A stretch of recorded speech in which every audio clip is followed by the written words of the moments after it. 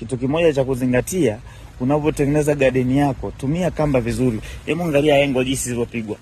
Kama unaenda saluni unamwambia jamaa, "Mimi nichonge, weka engo kabisa." Kwa nini sasa kwenye ukoka kwenye garden usitweke engo? Weka engo mpaka kwenye ukoka. Panapendeza. Just imagine, unatembea, unakagua shamba lako, au sio? Nyanya zenyewe ndo hizo, unaziangalia, lakini sehemu unayopita, wewe mwenyewe unakuwa proud kwamba yes. Unafurahi kabisa kama unapita sehemu nzuri. Yeah. Hiyo sasa ndo green carpet. Hiyo ndo maana halisi ya green carpet.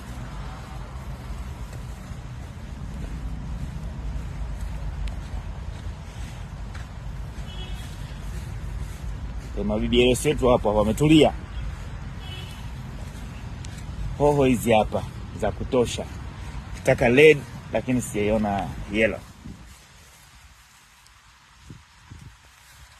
Cabbage pia jamani, kuna hii hapa ya kawaida. Wewe una shida acid reflux, ni nzuri.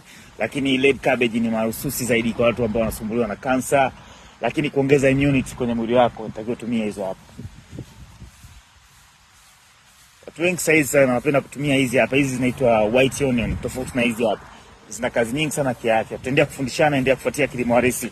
Ila hichi kitu unaweza kuwa nacho nyumbani kwako pia. Asante sana.